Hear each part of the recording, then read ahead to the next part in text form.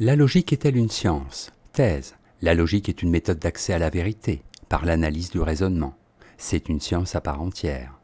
Antithèse. La logique permet d'établir avec la même rigueur une proposition et son contraire. Ce n'est pas une science, mais une technique. Thèse. La logique, c'est l'art de la démonstration. La démonstration, c'est le syllogisme qui établit une vérité. La science, c'est la recherche de la vérité. La logique, qui recherche la vérité, est donc une science. Premier argument. La science est la connaissance du nécessaire. Selon Aristote, la science ne peut avoir pour objet qu'un être qui ne peut pas cesser d'être, et qui ne peut pas être autrement qu'il n'est. Un être qui est donc nécessaire.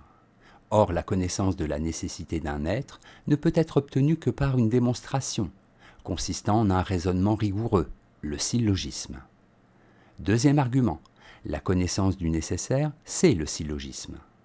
Le syllogisme est un raisonnement dans lequel, certaines choses étant posées, quelque chose d'autre s'ensuit nécessairement, du seul fait que ces choses sont posées. Aristote, Organon. Le syllogisme est vrai lorsqu'il part de propositions vraies, que l'on appelle les prémices, et prend la forme suivante. Prémisse majeure, tout F est G, prémisse mineure, or X est F. Conclusion, donc, X est G. Troisième argument. La logique est la science par excellence. Le syllogisme, objet principal de la logique, est le seul raisonnement susceptible de permettre d'accéder à la connaissance vraie et infaillible. Or, la logique est la maîtrise du syllogisme. Donc, la logique est la discipline la plus scientifique de toutes les sciences. C'est même elle qui décide de la scientificité d'une science. En bref, la science ne peut connaître que par syllogisme. Donc, la logique qui utilise le syllogisme est une science. On peut même la considérer comme la science de la science. Antithèse.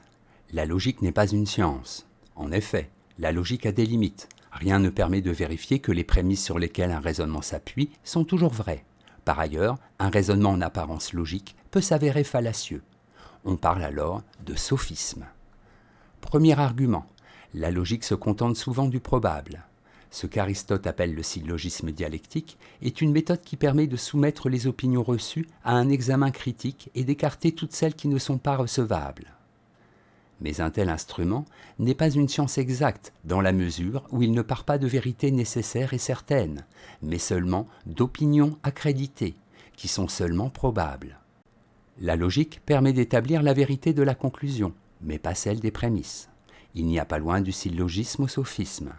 Un sophisme est un argument apparemment valide, mais qui n'établit pas un savoir, parce qu'il pèche contre l'une des règles de l'art de bien penser. Or, un tel raisonnement se targue de logique. La logique semble donc permettre d'affirmer n'importe quoi. Si tout ce qui est rare est cher, si un cheval bon marché est rare, est-ce une science que de dire qu'un cheval bon marché est cher? Troisième argument. La logique n'est souvent que rhétorique. Il y a un type de syllogisme qui consiste à triompher de tout argument en rendant forte la thèse la plus faible, sans aucun égard pour la vérité. Cet art de combattre, qu'on appelle héristique, conduit à des raisonnements spécieux, ou faux, qui n'intéressent guère celui qui recherche la vérité et la science. En bref, la logique ne peut pas être considérée comme une science. Le syllogisme n'est pas toujours scientifique. La logique peut être manipulée pour aboutir à des contre-vérités. Synthèse. Pour Aristote, la logique est l'organon, l'outil de la science. Ce n'est pas, comme plus tard pour les stoïciens, une science. Certes, dans un passage de la rhétorique, Aristote appelle science la connaissance de cette technique spéciale qui enseigne les moyens de démontrer. Mais c'est en un sens large.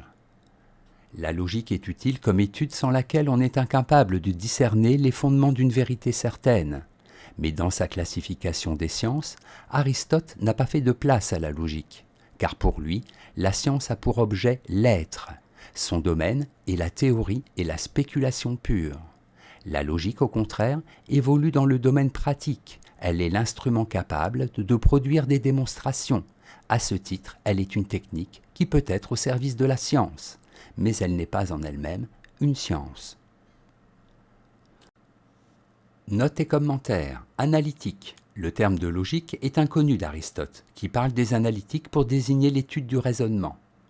Organon, en grec outil, c'est un ensemble de traités de logique dont les plus importants sont les topiques et les analytiques. Spéculation, Activité intellectuelle désintéressée, visant la seule connaissance, sans préoccupation d'ordre pratique. Topique, du grec topos, lieu. Traité ayant pour objet les lieux communs, recueil d'arguments utilisés dans différents domaines et facilitant la construction des preuves. Citation, il faut connaître les analytiques avant d'aborder aucune science. Aristote, Métaphysique.